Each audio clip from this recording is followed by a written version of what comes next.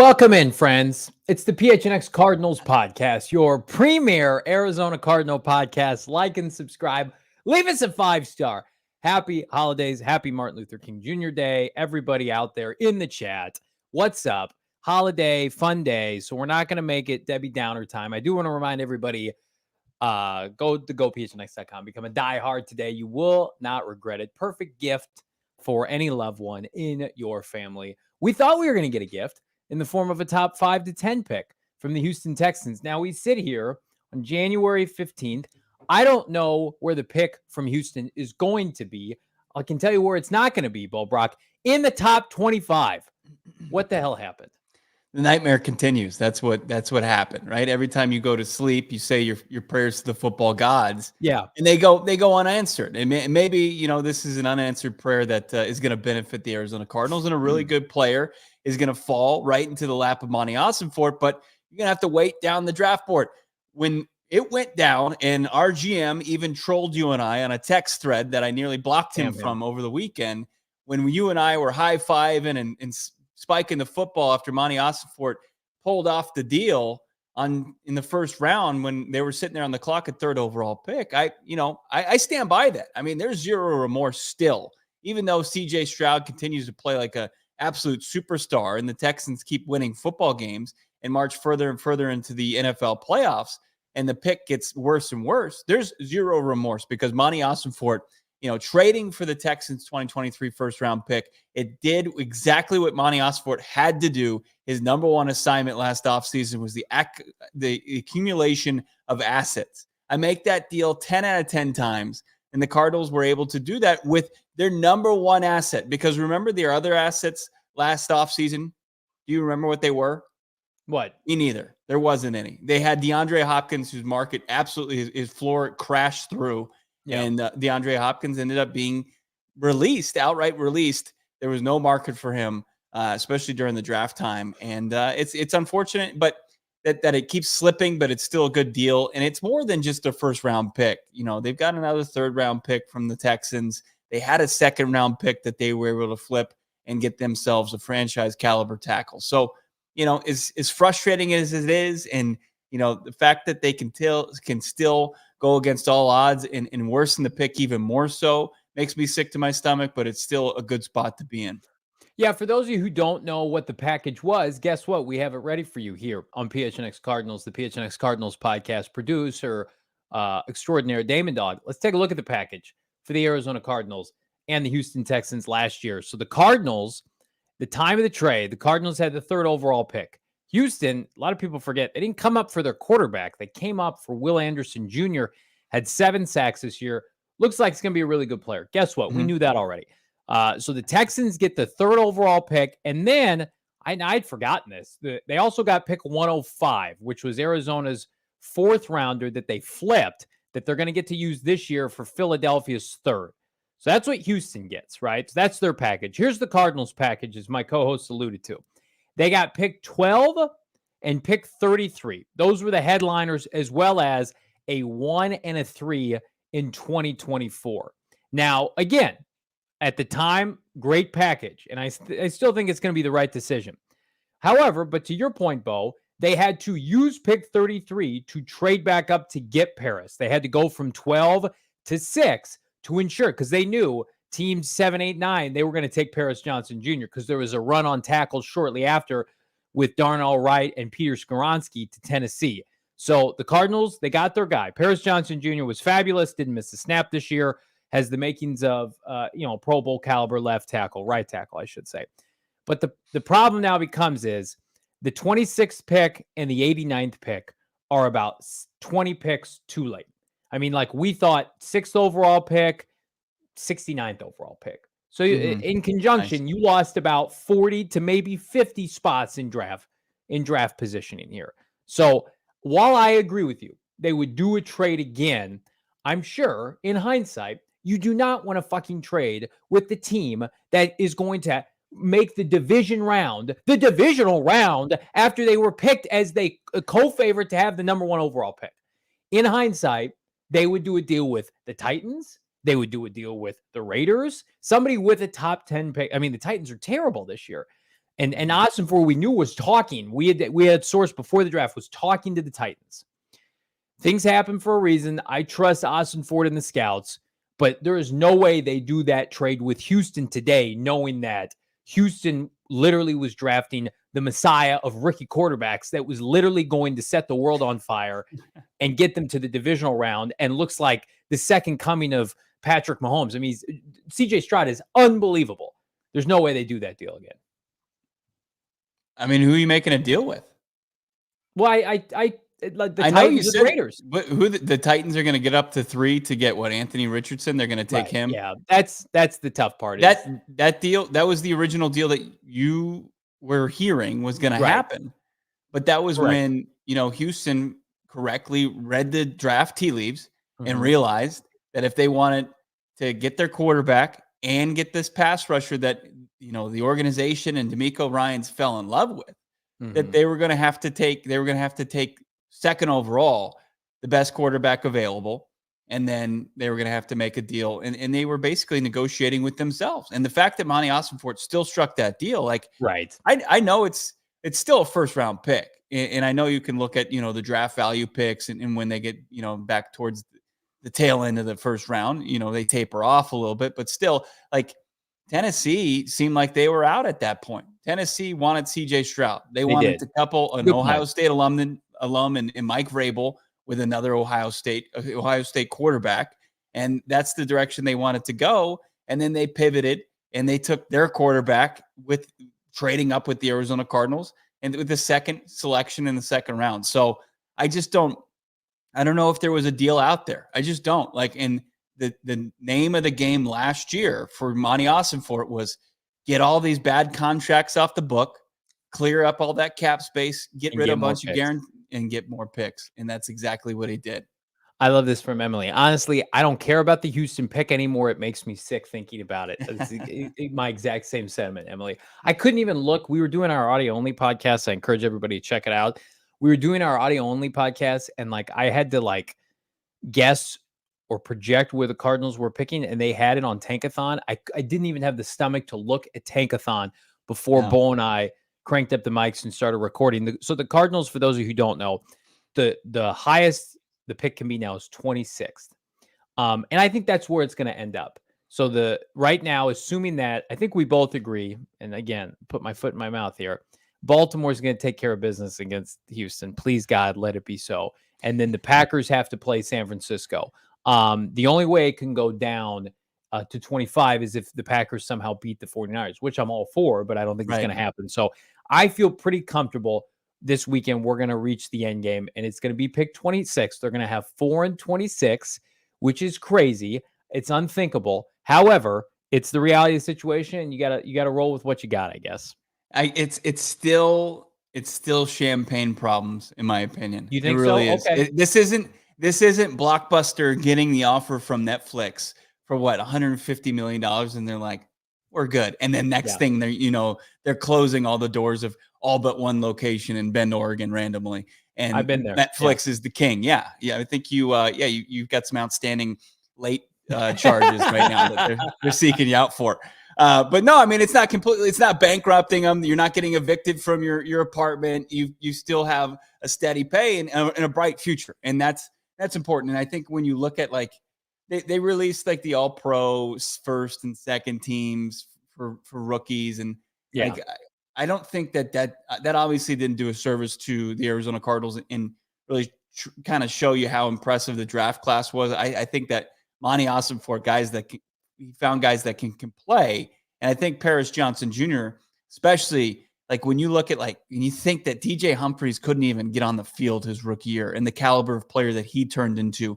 And then I saw somebody did a really good job. It was one of the Cardinal Instagram accounts. And I apologize, I don't know who did it specifically, but they compared Paris Johnson Jr.'s rookie season to Lane Johnson, who's the best right tackle in the league.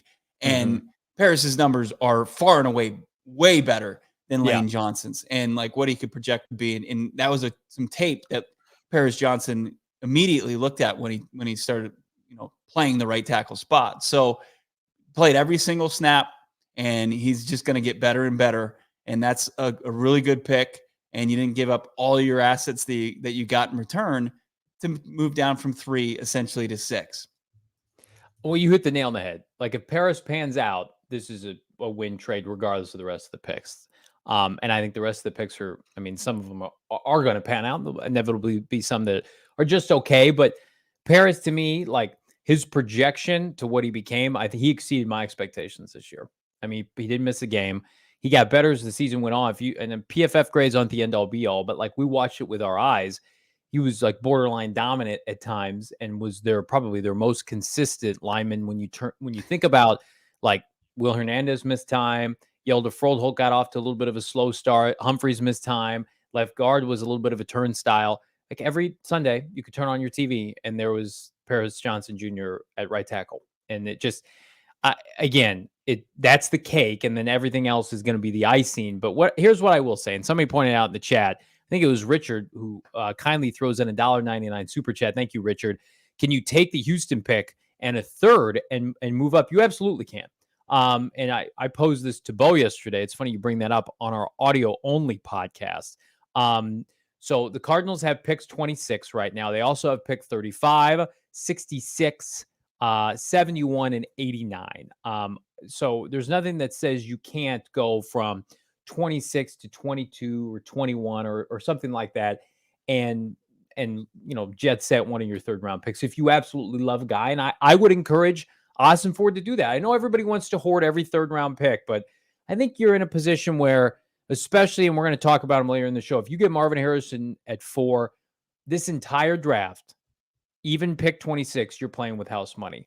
I just feel like the only kind of end all hang up is, well, if you get Marvin, everything else takes care of itself. And while like not everybody's of that mindset, that's how I look at this thing. If they end up with Marvin Harrison Jr. and they are gifted that because 3 quarterbacks go top 3, then like that pick could have been 10 or could have been 15. You're still not getting Marvin Harrison Jr. I think that would be a pretty special reality for the Cardinals. Yeah, it's when you get your semester syllabus and you've got something that's going to take up about 60 to 70% of make up 60 or 7% of your grade. And when you get a player the caliber of Marvin Harrison Jr., it makes it a lot easier to have a successful draft. Now, lack of success, we're getting roasted. I'm getting roasted right now in the chat. How dare you guys criticize the pictures I have hung up over my shoulder here? Look, I got a 2.5-year-old, and sometimes things get a little off skew. I'll get my leveler out and I'll get those pictures back in working order. Johnny, you've seen those pictures before. Usually they're in a better spot. It's not just like I have seen that in person and they were excellent. I don't know Gray has taken a wiffle ball bat to the wall, which I don't give him grief for that. Tremendous family photos. If you guys could see the photos themselves, you wouldn't be talking your shit. They look great. You guys chirp all you want. We appreciate it. But man, it is weird though that thing has just completely plummeted. I mean, like crypto stock. That's what this thing is. It's just it's tough to get back on track, but the thing is, it's not gonna be as volatile, right? It's gonna at some point it's gonna level out, and it's gonna be there hopefully between 26 and it stays at 26 because then you're looking at what is it 29 and 30, and then the next two are the effing Super Bowl teams. Come on, John Harbaugh. Like, come on, Baltimore Ravens. Enough is enough. We've suffered enough. It's a nice story. It needs to end. It needs to end this weekend. Alex, $4.99. I want Paris to stay at right tackle. He and Hernandez were great on that right side.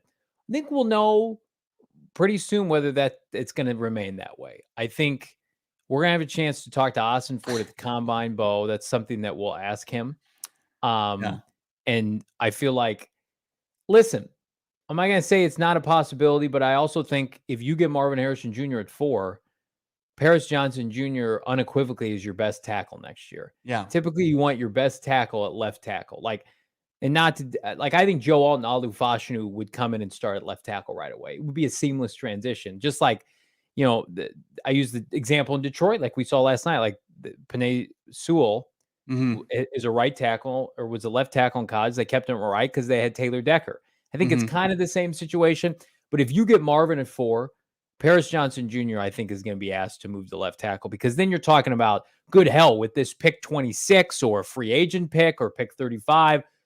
I don't think there's a caliber of player to step in at left tackle that late in the draft. Could be wrong. Somebody could surprise you. And I love this coaching staff up front on the offensive line for the Cardinals, but I would venture to say Paris is going to move if they can't get Ultra Fashanu. Is that fair to say?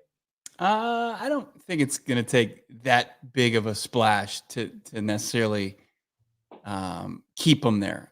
I think they like the continuity, and they So understand who's that playing you left tackle then? got to figure it out. I don't think anybody would feel comfortable with Beachum going full-time starter. But I think that they could, it's one of the deepest position groups in the draft. And like, you're not just selecting 4th and 26 potentially overall. Like they've got a ton of draft capital. How you guys, Ken saying Cliff didn't have crooked pictures hanging in his house. Yeah. He had one giant lion painting. He also, no one was in Cliff's house when he wasn't there. Cliff lived alone. And if you watch Hard Knocks, he never saw the sun because he was at the facility from sun up to sundown. Victor, now Bo has a cute pic of Johnny on his desk. Maybe I do. Maybe I do. Maybe I don't. I don't know. Hey, this is a family show. Smart ass. And yeah, we've got photos of each other. What of it? Right. Super chat, Deuce, $2. Would we forgive Monty if he did trade up for Marvin Harrison Jr.? You're asking the wrong guy. There's no forgiveness needed for me. I don't like with 26. Utilizing the 26 overall selection, or are you talking about? I'm not ready to say no to that. I'm not ready to say no to that. I wouldn't say no to that right now today. That pick has become so volatile. I kind of despise it a little bit. So if you can use it to secure Marvin, the problem is right now is everybody, because of our guy Benjamin Albright, we're going to get to this later, thinks that we're getting Marvin, including myself. And so like if we're in a situation where like, oh, all hope is lost, and then you jet set pick 26, like, come on, we'd all have fun with that. That'd be a good time. Oh man, Space Head saying, "Bro, Texans going to the Super Bowl." LOL. I mean, at this point, I wouldn't rule it out. If we keep on rooting for losses that aren't coming, I mean, now it's like, can we hit?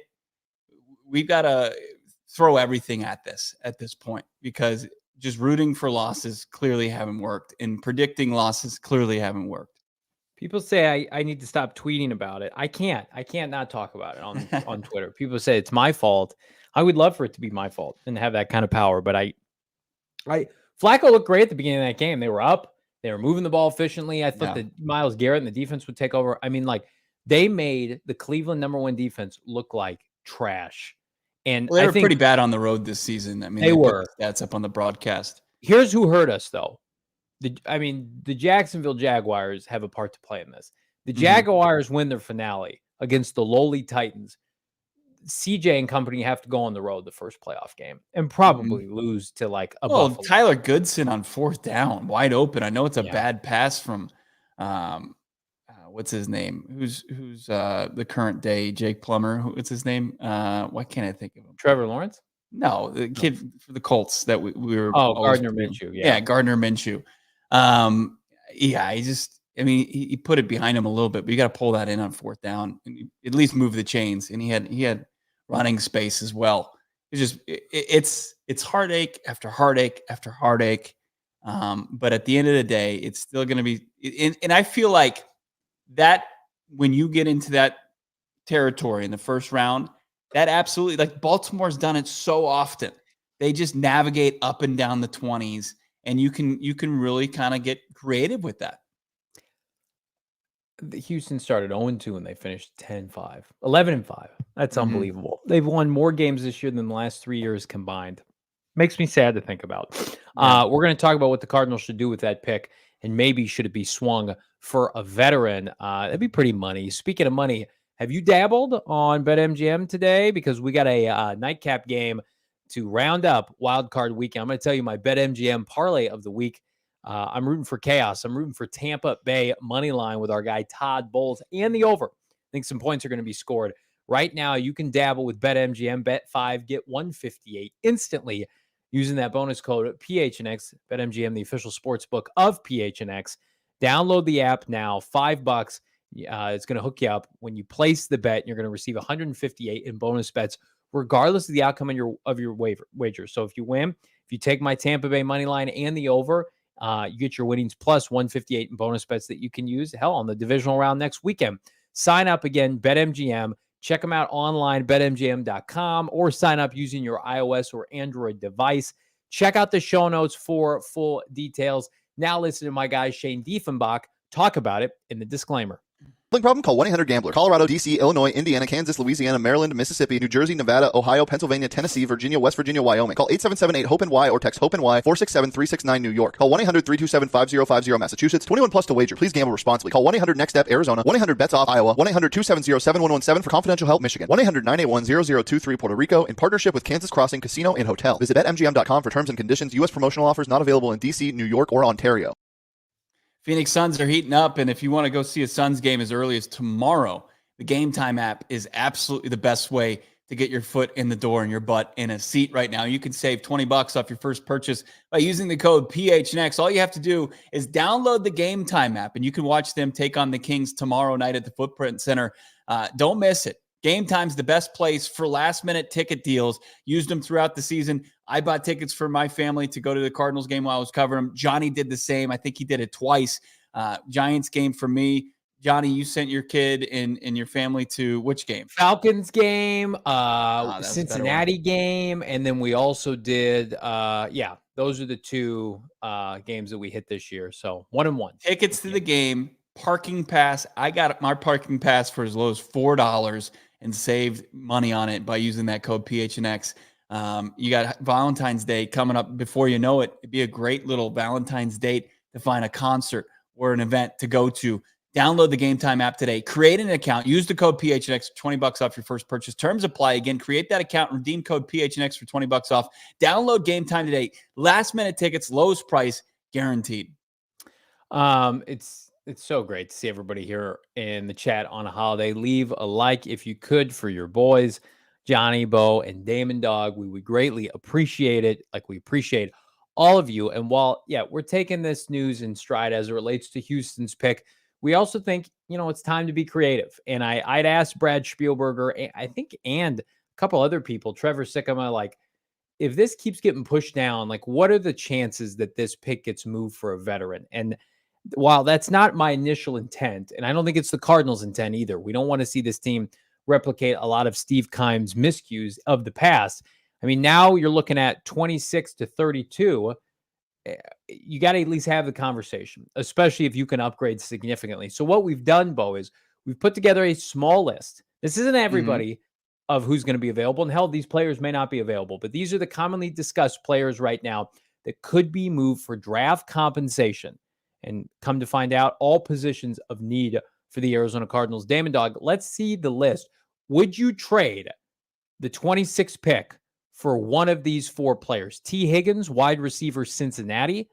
How about Derek Brown, the stud defensive lineman, formerly of Auburn of Carolina? And guess what? They've got another star defensive lineman in Brian Burns. Both of those guys are 25. Higgins is 24.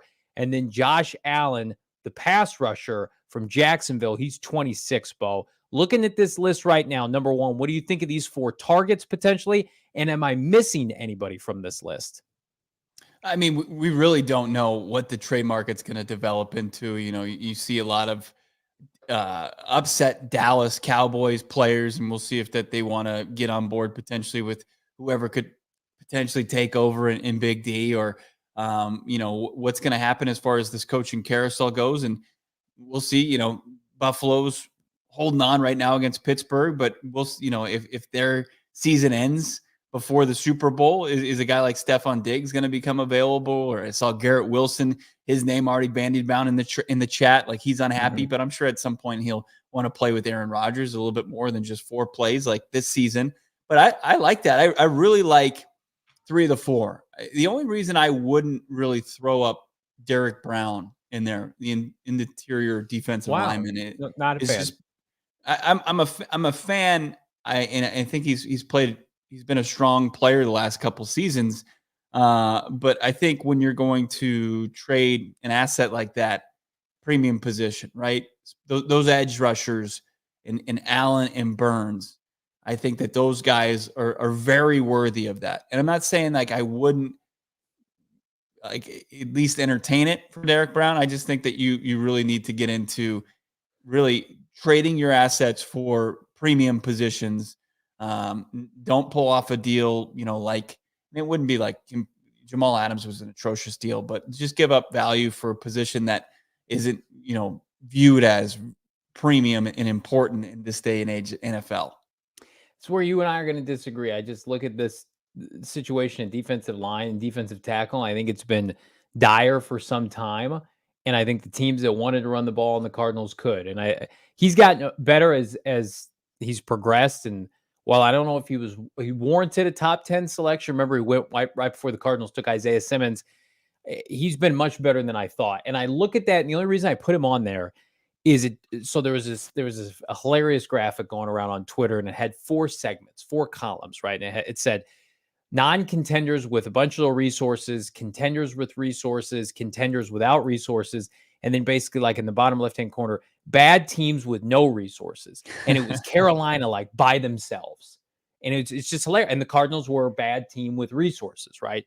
And I looked at that and I'm just like, I don't know if Derek Brown's going to be available. He's not. He's got 1 year left on his contract. Like, I just feel like if you're Carolina and you're going all in for Bryce Young and they're going to hire an offensive coach, probably like those 2 guys, I feel like can be had and could really help you. And I don't know if it would take pick 26 to get Derek Brown. This is a completely different regime, ownership group that drafted him. Multiple coaches and GMs have come and gone. So.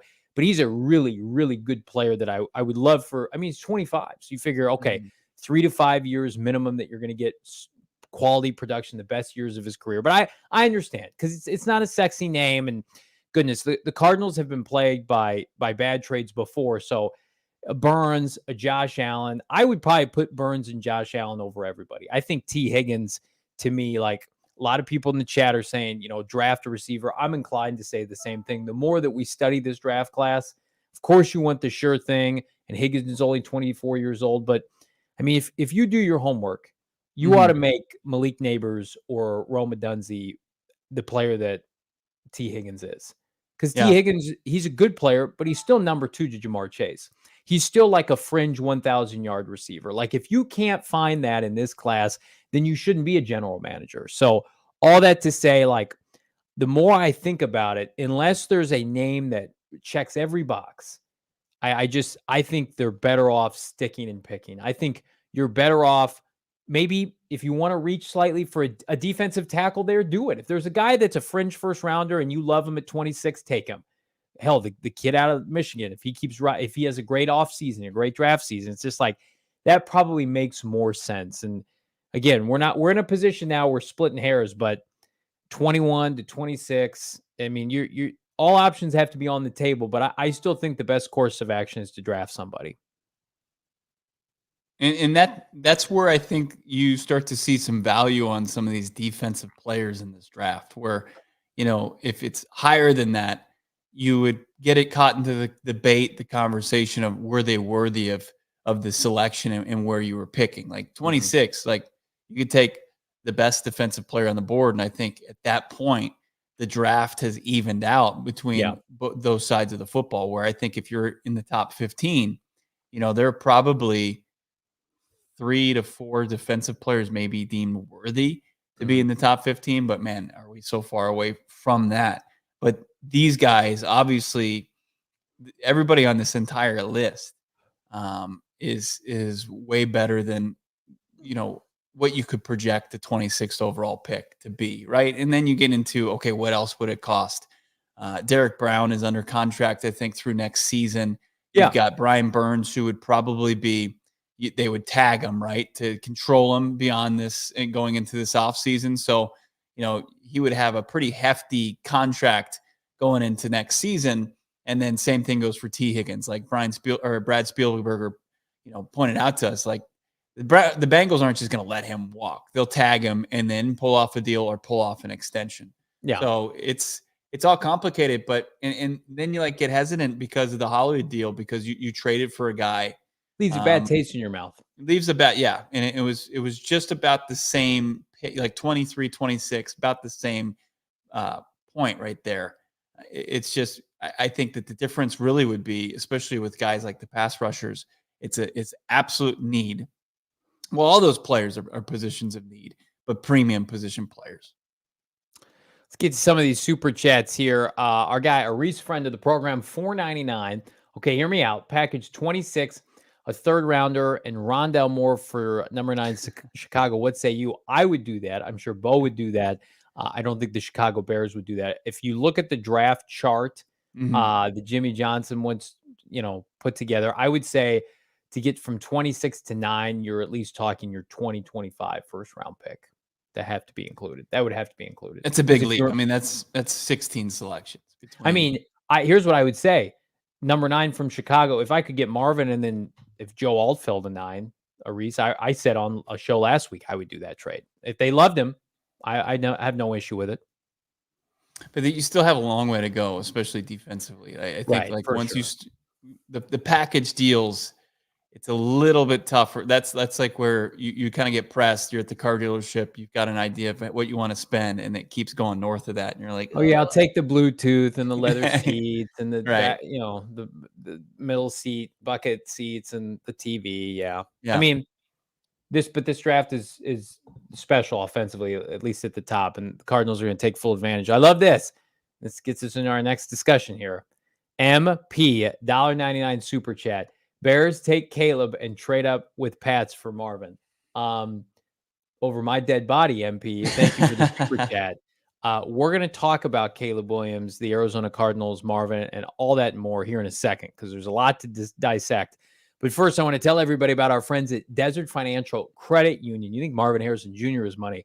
Check out our friends at Desert Financial Credit Union, the official credit union of the Arizona Cardinals. For more than 84 years, Desert Financial has been Arizona's largest, most trusted local credit union, dedicating to creating exceptional experiences by giving back to the community and providing financial solutions that, frankly, make life better. We needed a new credit union. We'd been hanging on to one back in the Midwest. I finally pulled the trigger on one that not only had great customer service and reviews, there's a ton of Desert Financial Credit Union branches throughout the valley. They can hook you up. Checking, savings, mortgages, loans, credit cards, investment options, tons of stuff. Plus, how about the sweetener on top? Represent the Red Sea with the Arizona Cardinal Visa debit card. Show your team spirit. Open up a free checking account online. Get an Arizona Cardinal Visa debit card today. Go to desertfinancial.com/Cardinals to get started. Seamless, takes a couple of minutes. Debit card is in the mail right after the fact. desertfinancialcreditunion.com/Cardinals. Check them out today, Bo. Had some friends in town. The gas light came on. Had to pull into the nearest Circle K, fill up the tank, and then I was showing off because I went into Circle K and came out with all their delicious snacks. That delicious popcorn where you got the cheese popcorn with caramel popcorn. Oh, sure, sure. You got some of the their donuts as well, and of course loaded up on Polar Pops. And then we had coffee the next day. People were like, "This is awesome. This is unbelievable convenience." I'm like, well, I'm a part of the inner circle right now. I'm kind of a big deal, and you can be a big deal as well by flexing your inner circle membership as well. It's easy. It's a new membership program. Save 25 cents per gallon on your first 5 fill-ups. Gas prices always fluctuating. Save as much money as possible at the pump. Save 3% per gallon every day. Get you get a 6 free selection of Circle K products, that pizza, the coffee, the ice cold fountain drinks. Join the Inner Circle for free by downloading the Circle K app today. Terms and conditions apply at participating locations. Visit CircleK.com for all the details. We got the details right now. Super chat from Little Spooky. Ooh, Little Spooky, $5. So what's the plan with Zaven? I think Project Pass Rusher was a busto. He should go back. Oh, bust. So he should go back to middle linebacker. What do you guys think? We've talked about this a little spooky. I think going back to middle linebacker, and Bo, you can attest to this, is not an option. It's just not what they look for from their middle linebackers. Typically, they want guys that are about 5'11" to 6'1". Zaven's a big dude, and I think they feel or felt or still do that it will help his career long term if he plays pass rusher. So he's going to have his 5th-year option declined almost certainly. And then Yeah. he'll just be a year-to-year player after that, whether it's the Cardinals or somebody else. I don't think it does him any good in the long term to return back to middle linebacker. I think that those days are done. The position is evolving at the NFL level, and guys his size, 6'5", a donut away from 270. It doesn't. It's those days are done. I mean, you need guys who are a little bit quicker, a little fleeter of foot, and you're going to see more of a Kazir White as the kind of archetype. And I think that Zaven Collins going back, he's only going to do himself a disservice kind of going forward. So here's the thing. They need him to take a jump next season. He needs it for himself to take a jump next season as far as the pass rush position. And they ask for a lot. But I think that, he just started playing the pass rush position, and you saw some positives, but overall you needed to see more. And they're going to have to get that from year 1 of that to year 2. And it's going to be in the form of a contract season for Zaven Collins. Yeah, I think even with them declining his 5th-year option, which is going to happen later this year, he can still really help himself. Because even if the Cardinals add some pass rushers, there'll be ample opportunities for him to get out there and show what he can do. And if he doesn't make money here, he can make money somewhere else. Hollywood Brown just had one of the worst contract years of all time that we can remember, and somebody's gonna pay Hollywood Brown. I mean, the pass rusher, tackle, edge rusher, corner, premium positions that people gamble on. So Zaven's an elite human being. He's got the full support of this organization. Nobody has a bad thing to say about him. He will continue to get opportunities. Plus, he's really talented. Like I know I've told this story when I'm in the locker room with Bo. I mean, Zaven's like the most physically imposing defensive player they have, and I think it's a testament to how far they have to go defensively still. But he stands out. So we're all rooting for him. But I think at the end of the day, it's they're going to add some competition, and they should. Are the Bears going to add some competition at quarterback? I think yes. It's been funny, Bo, over the last let's say 4 weeks, how the tide has turned a little bit for our friends at CHGO and certainly Chicago Bear fandom. Caleb Williams, not sure if you've heard of him, announced his intentions and declared for the NFL draft today. A very lengthy Instagram post. I know, who would have thought you want to come back to USC on that sweet NIL deal money? He's going to play in the NFL. Shocker there. Nice long Instagram post, very well thought out. And I would say 7 out of 10, maybe 8 out of 10 posts from Bear fans were positive. Like, I don't know if this is going to work, but bear down. And it's just like, it's funny how this has worked out, that you were always going to take the best player in the draft at the best position, or the best player at the most important position. And Justin Fields is going to undoubtedly be moved here in the next 2 months.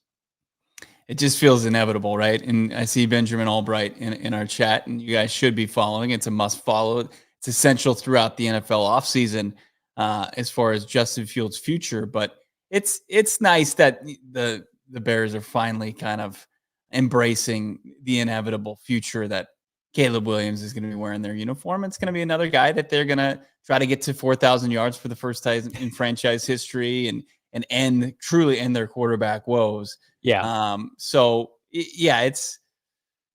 I just don't see, like, anytime we talk about Marvin, we always get Bears fans in our mentions. Is like, he's not getting the 4 because the Bears are going to pick him because they're going to pull off some, heist again where they trade down and they think that they're going to be able to maneuver this draft again.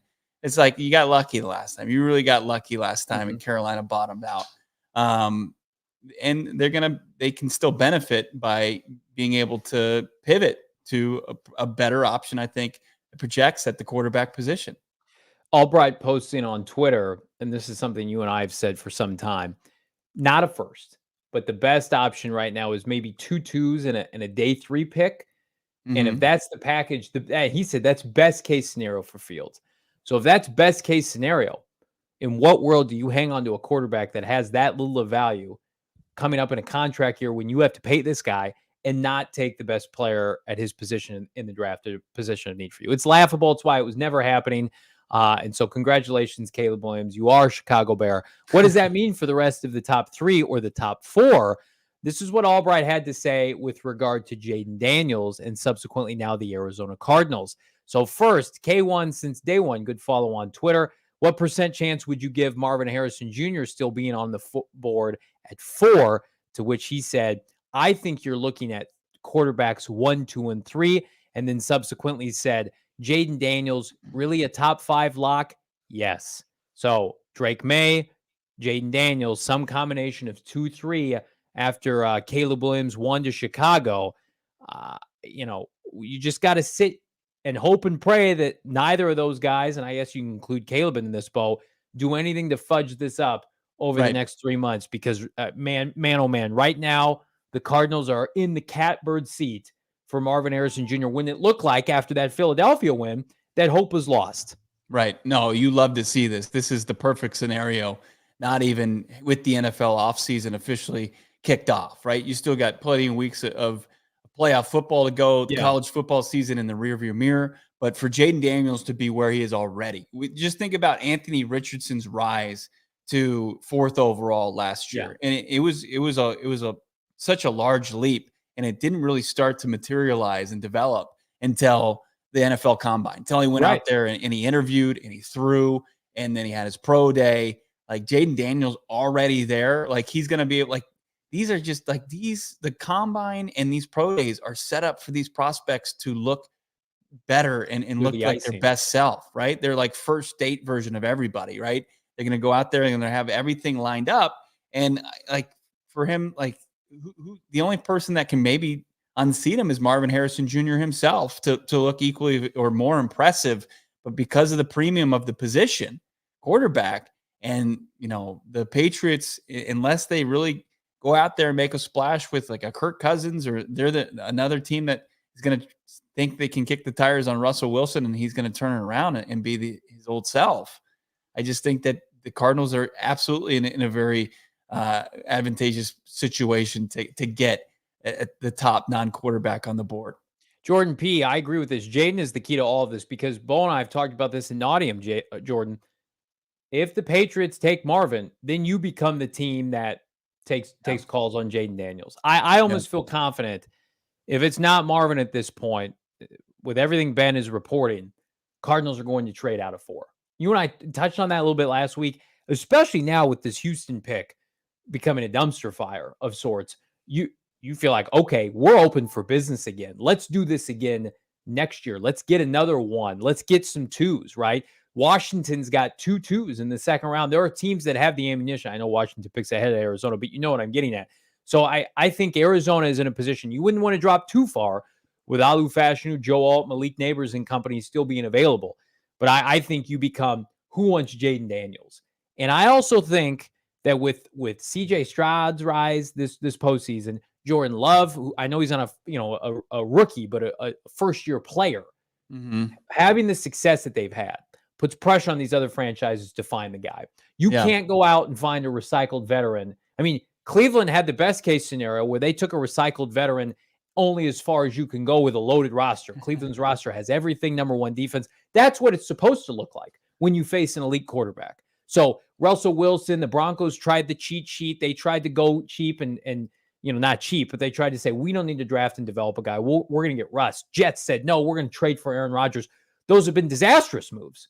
And while not everybody's going to hit a la Bryce Young year 1, it does make you feel like I've seen this comparison already. Jaden Daniels could be 2024 CJ Stroud. We want that conversation.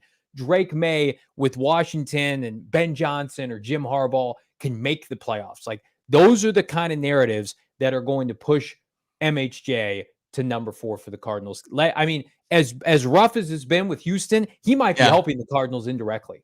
Well, yeah. I mean, is this? I can't believe you're wishing evil upon another fan base that's going to be like, oh man, we're going to fleece this team. They're going to go up and get this quarterback, and we're going to be sitting in another solid spot for a high draft pick next year. And then Daniels goes out and balls. But I think it's interesting. Like as much debates going on in Chicago, it's tapered off a little bit as we pointed out. But like Justin Fields or the top quarterback in the draft. But then like with people who watch the tape and it's the devil versus the one you don't know. Right. And what you know about Justin Fields and his inability to really kind of get into a rhythm throwing the football against NFL defenses.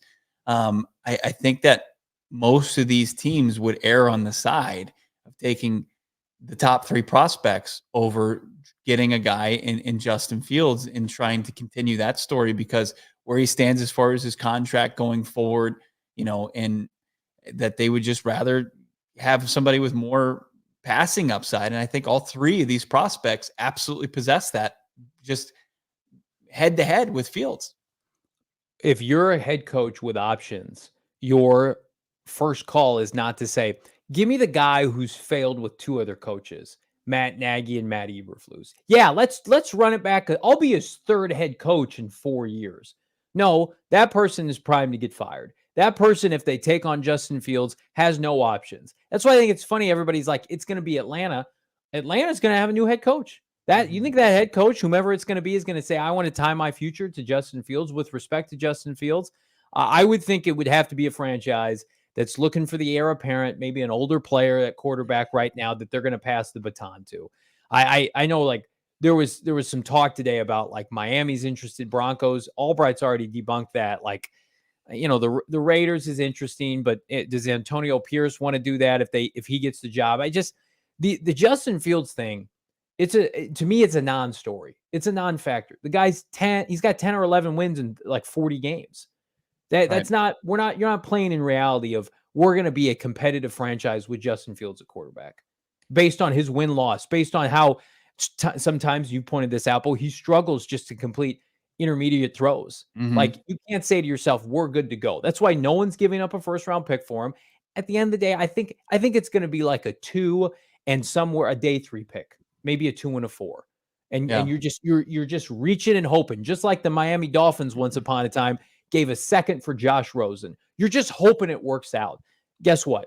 That wasn't a good decision then. I would imagine we've got enough tape on Justin Fields. This is probably who he is. Yeah. And, it was probably the conversation that the Cardinals, when they were coming off of Josh Rosen's rookie season, and they were trying to, maybe we move forward, then you just pit the 2 tapes against each other. And if you have eyes that work, semi correctly, right? You can make the determination that Kyler Murray was the right move, right? Yeah. It's like an hour. You're like, right. Shit. Shit. Hang on. So here, I want to, Aris puts this in the chat. Atlanta will try and trade with AZ for number 4. I think that's very likely. So let's pull up the top 10, Damon Dog, if you would, because here's what we have to decipher. Let's, in a horrific nightmare scenario, the Patriots go Marvin at 3. So the Cardinals are sitting there with Jaden Daniels. What's tough is the Chargers aren't taking a quarterback here. So, like, do you have as much leverage as you think? Do the Giants want Jaden Daniels? The Titans are going to have a new head coach. Does he like Will Levis? I think you're sitting there with Jaden Daniels at 4, and you're talking to the Falcons, the Titans, and the Giants, and you're trying to pit them against each other. And then you also have to be comfortable in that scenario. If you were to go down to Atlanta at pick 8, knowing Jaden Daniels goes 4, what happens if Joe Alt, Malik Neighbors, and Alu Fashanu go 5, 6, and 7? Then it's like it's a gut punch. It's a stab to the heart. So those are the things that they're going to have to weigh, because I love future picks. I love picks in general. But I'm not in the position with this blue chip of a draft to say, you know what, let's keep trading down.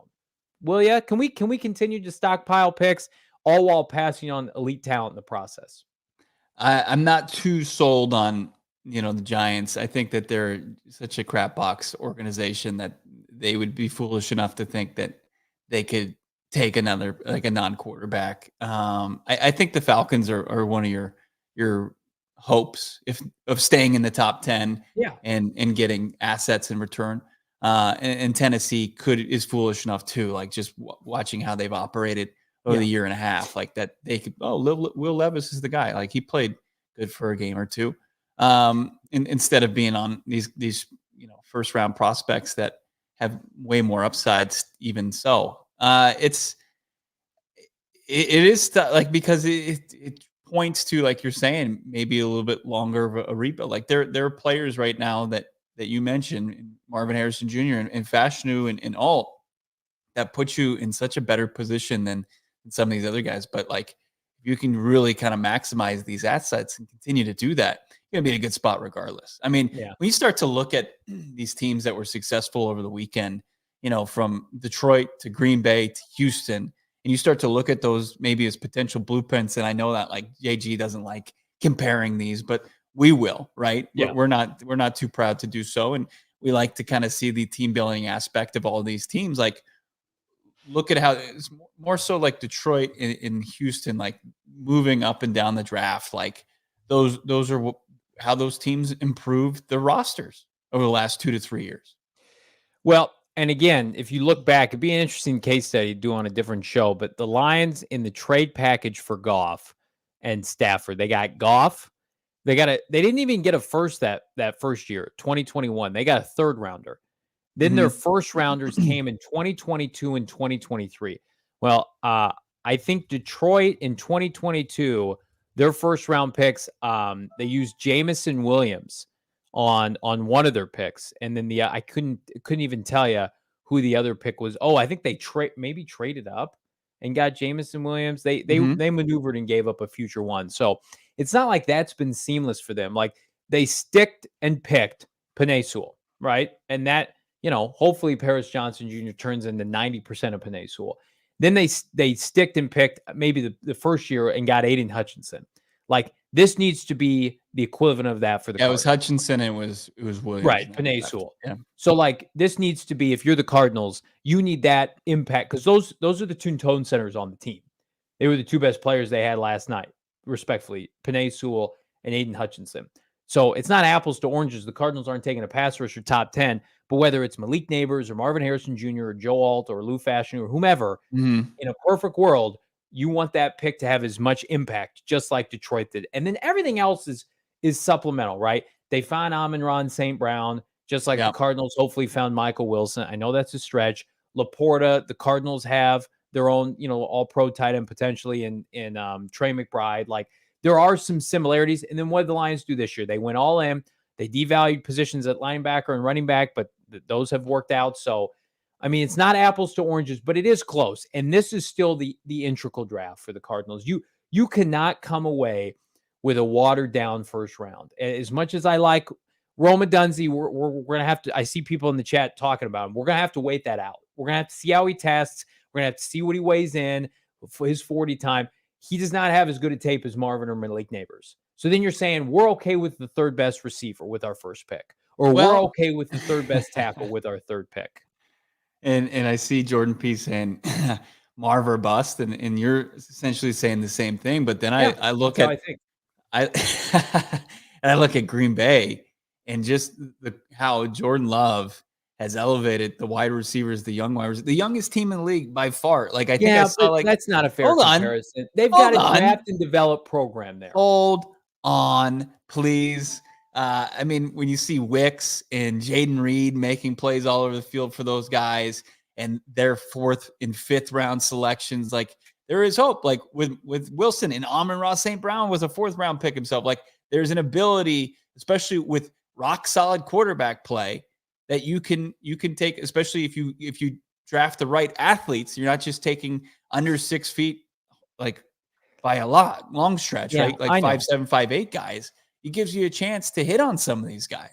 And I know what you're saying. You make sense, but the Packers roster has never been deteriorated to the point where what Steve Keim left this roster to. The Packers roster has always been, they're good for 7 or 8 wins, especially defensively, especially their front 7. They've got offensive linemen. Like they know what they basically every year they've got flip a coin. They can be 500 easily. Yeah. And then this year they got some picks to push them. Like the Cardinals had the worst roster in the NFL this year. So like, I get it. That should lend itself to more picks. I'm not just looking for picks for the sake of picks. And I also feel like if the Cardinals have a top 5 pick next year, something's going to have gone horribly wrong. Maybe even a top 10 pick. So in order for that to kind of mitigate itself. What you saw from Jordan Love, what you saw from CJ Stroud, what you saw from these younger quarterbacks, and Kyler Murray is still relatively young. He's 26, and he's going to be 27, is the ability, and he already showed it coming off of his ACL repair. He went 3-5, should have been 4-4 because Matt Prater missed 2 kicks. He put him in prime position to put that game out of reach or win that football game, right? So he should be 4-4. You hover around 500, you're going to hover around the playoff contention in the NFC. And like that's what good quarterback play can do for you.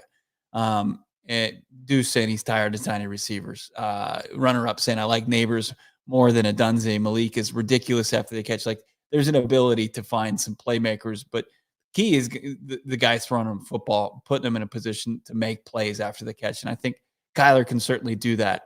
Also, somebody was asking in the chat a couple times, are we going to talk to Marvin? Kevin, are we going to talk to Marvin at the combine? Is he going to follow him to the restroom like he did Anthony Richardson? I don't know. We don't know if he's even going to attend the combine. Most likely. I would think he's going to talk. I think he will. Yeah, I think he'll talk at the very least, interview.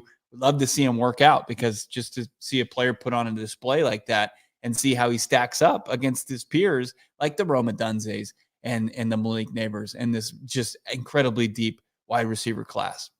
Part of the benefit of being 5'6.5" is that I can get into small places easily, and I will be front row for Marvin Harrison Jr.'s press conference. I will camp out. Put you on my shoulders. That will be my one responsibility that day, is to ask the first question about how does he feel about Kyler Murray, and I will post it to Twitter instantaneously for all of you. AZA $5 super sticker. Thank you so much. Then follows up with a super chat of $10.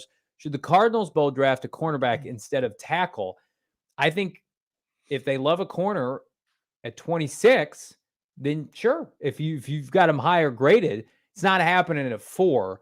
And I am still inclined to believe that the Cardinals are going to sign and or trade for a veteran corner this offseason. But you've gotten pushed down so far in the first round. Like, everything's on the table. Edge rusher, D tackle, corner, tackle. I mean, and that's the sweet spot, right? We always see, when does the rush of corners begin to go, Bo? It's about 25 to like 45 typically. David, I'm not trying to inception you into wanting Alt. I'm not getting into your dreams on multiple levels and trying to plant the seed of Joe Alt. That's Johnny. Johnny is Joe Alt guy. I like Fashanu a little bit better. That's gross. But as far as B's saying the value isn't there for cornerback, in your opinion, I think that there are going to be good cornerbacks that come out of this draft, but it is going to be later down the draft board. At 26, you're in Terrion Armstead territory. You're in, Cooper DeJean, and then Kool-Aid. We'll see where Kool-Aid McKistry is. But I'm like you. I'm not sold in B's. I'm not sold on those guys really at all. And anything above 26, I think would be a reach. And I think that they would be best served at free agency to get a guy, at least start to check off one of the boxes. You know what I was told by somebody I trust recently about where was Gannon and Drew Petzing for a long time? They were in Minnesota, right? What did they watch the Vikings do seemingly every year? Take a corner in the 20s. Every year, those guys busted hard for them. I legitimately took like 5 guys, even the one that tragically passed away for the Cardinals 2 off seasons ago. Like, none of them panned out. Xavier Rhodes. Gannon watched that up close. He didn't get any, and he was coaching their secondary. And I also think he's got a fundamental philosophy of build up the front 7. I will figure it out on the back 7. The cornerback room. He takes immense pride in that. We have it sourced. Like, they want veteran cornerbacks. They like Starling Thomas and Keitrell Clark and Garrett Williams, right?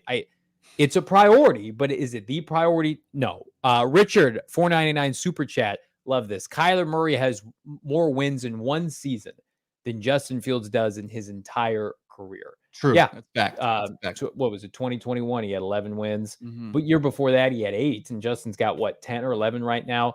The Cardinals were in. Not to be like, well, actually, I mean, Colt McCoy won 2 of those games. Okay. Mr.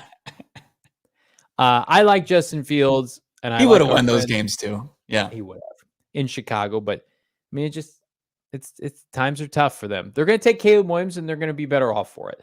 We're better off if you guys check us out at gophnx.com, become a diehard. We got something special coming up for our diehards later this week. We will let you know we are doing a show continuation for our diehards exclusively in the diehard member Discord. You want to become a diehard. You want to know what it's about. Well, first of all, you get a free hat and or shirt every single year. You are a diehard at gophnx.com. Again, have this shirt, Nux, for free. Have this hat for free. Go to gophnx.com. Sign up. 1-year diehard membership gets you all this and more. Again, post-show exclusive Q&A.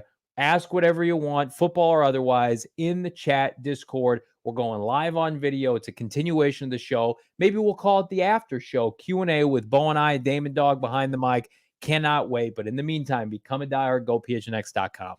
Yeah, and in the meantime, like this video. There's 226 people watching live. Very thankful for you on this MLK Day to spend your afternoon with us. Drop a like on this video. Subscribe to this channel, PHNX Sports, and wherever you listen to podcasts.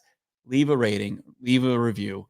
But yeah, don't miss out on any action by not becoming a diehard. Do that right now. Any more super chats before we get out of here? No. Somebody asked, though, if we draft Marvin Harrison Jr., like what will happen live on our set for the draft show? And here's the difficult part is, like, I will be emotionally drained at that point, come pick 4, and the Cardinals have another first-round pick. I may not even make it to that pick at this rate. Like, the Houston Texans, what they've objectified me to and subjected me to, I should say, is now that if they get Marvin, or if, God forbid, they don't get Marvin, you might have to do the rest of the show sans your boy, because that I might be in a very You'll be on oxygen somewhere. state. Yeah, you'll have an IV, and you're just gonna be you'll be emotionally bankrupt, and it'll just be me and Damon's show. Just Hopefully Britton will be there. Britton will be there, and you'll be on a you'll have a heart monitor and just go up and down each and every pick. It's gonna be it's gonna be you're not gonna want to miss it. It's gonna be great. It's gonna be great drama, no doubt about it. But a long way to go. I mean, we have people in Washington trying to smoke screen. I saw a report today that they are considering Sam Howell as a long-term solution. It's just like, come on. It's considering January. losing again. You want to lose again? January 15th. The meaningless game king and his empty stats. Like, come on. You're not going to do that. Like, the new ownership's not going to do that. New head coach isn't going to put up with that right out of the gates. It's silly season already, but we're helping you wade through it here on PHNX Cardinals. Appreciate everybody tuning in today. Brand new show tomorrow. Look out for the supplemental content as well. We got great clips, interviews, shorts right here on the YouTube page.